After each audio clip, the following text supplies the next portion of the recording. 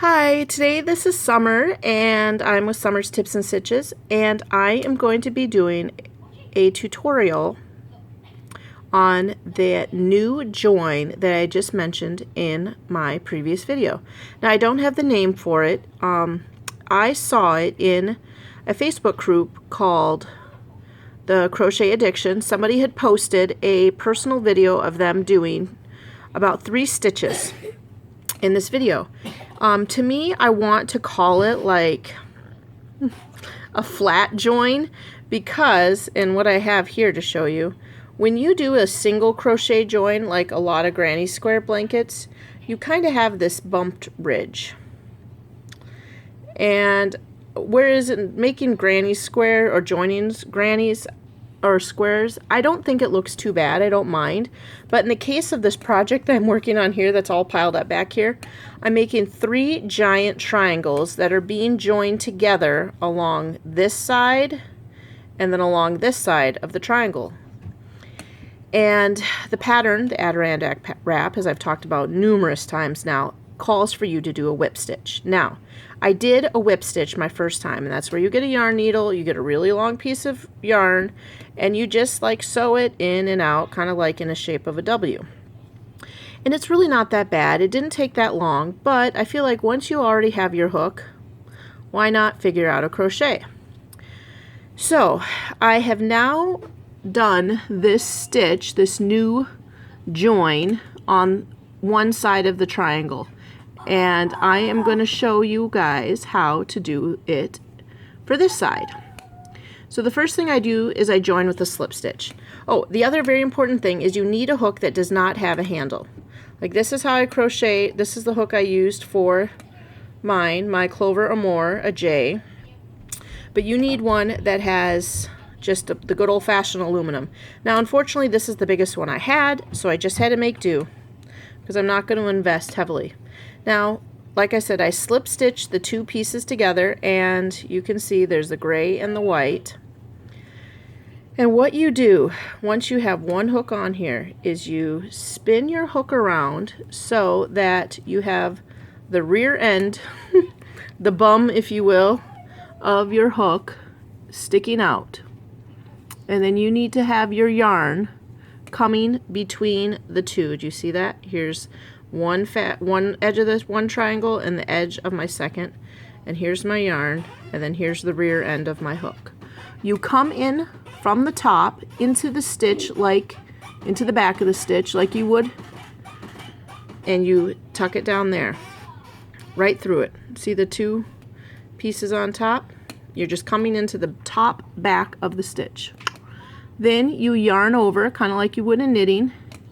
Now you pull your hook this way or push it. While doing that, turn it so that you pull that loop through. Now you have 2. Now you take your hook like you would normally crocheting, you put it down into that stitch, yarn over, pull up a loop. Now you have 3, yarn over, pull through 3.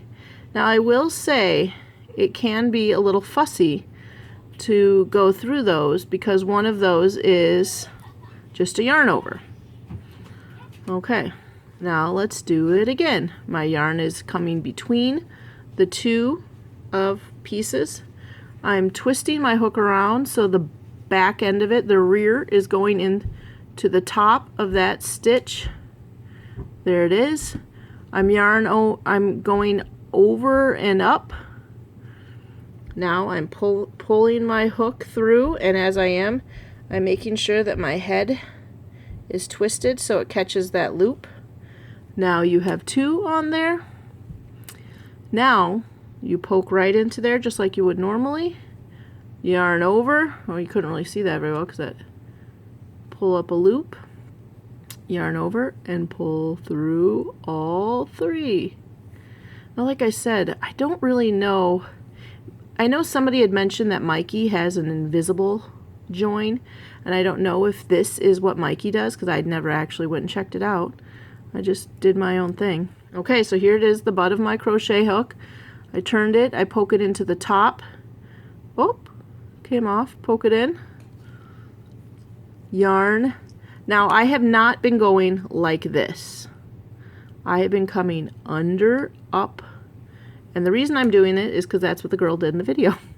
Now you pull your hook, get a loop, there it is, okay, slide her through, poke it into this one, yarn over, pull up a loop, yarn over, pull through 3, and I can already feel that this one is a little tight. There it is. Whew. I'm gonna tell you what, not only is this stitch a little difficult to do, it's difficult to do in a camera. But as you can see already, friends, that it is not making a ridge. Let's do another one together. I'm spinning my hook, poking the bum end under that stitch. There it is, wrapping. Now pulling my hook so that I catch, there it is, that loop. So I have 2. Poke it in through here, yarn over like normal, pull up 3, yarn over, pull through 2. I think when I do that I get really high. I'm going to try to do this one perfectly for y'all. Okay. This is also like my 3rd attempt at making this video. So you're like, you should have seen the other 2. This is much better. So I'm twisting my hook, putting it in the rear end right in there, yarn over, pull my hook through. This is the loop right here that you're trying to get into the front. Oh, now that's poking there. There it is. So I pull that there. I have my 2 loops.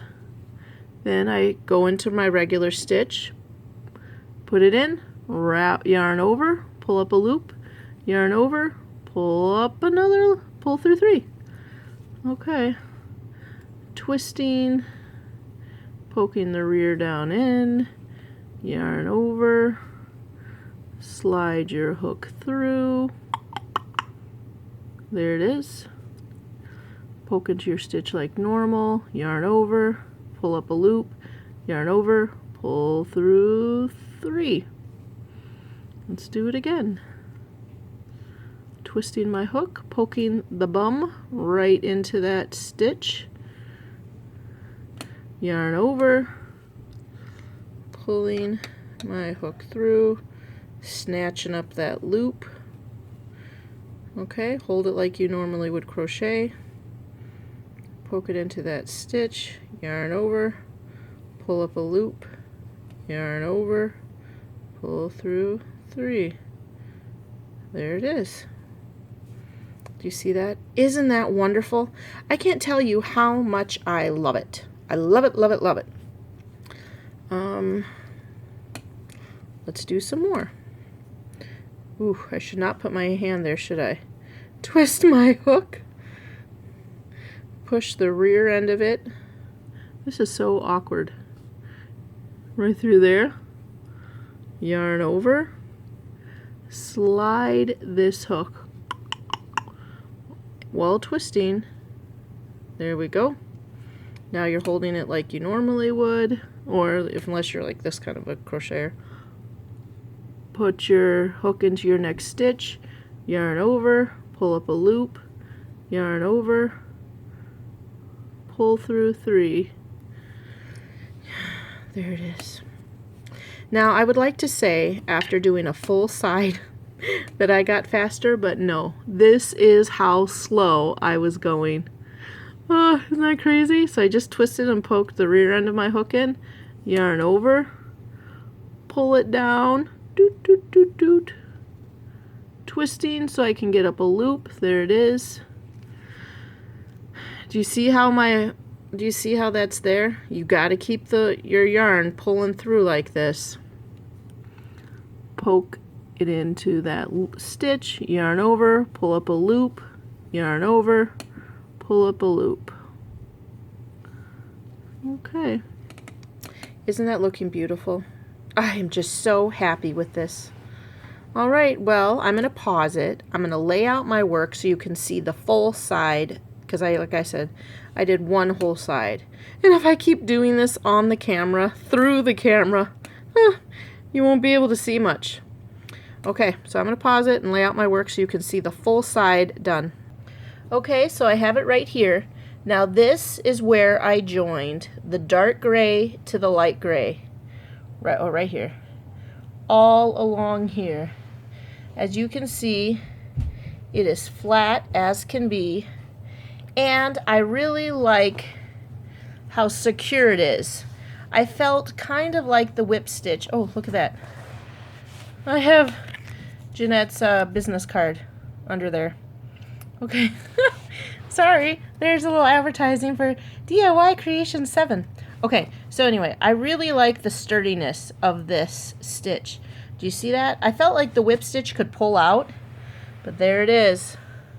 Isn't that beautiful? So this is how I joined that triangle right there, and man, I'm so happy. Now I'm working on that. That's the side I'm working on. All right, folks, I hope this helps. I'm not 100% sure yet what I'm going to call this video, but that is how you do the flat joining.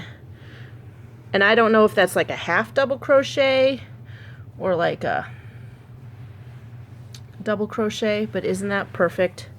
All right, well, thanks for watching and subscribing. I will try my best to answer any questions anyone has on this. But otherwise, thanks for watching. Happy crafting!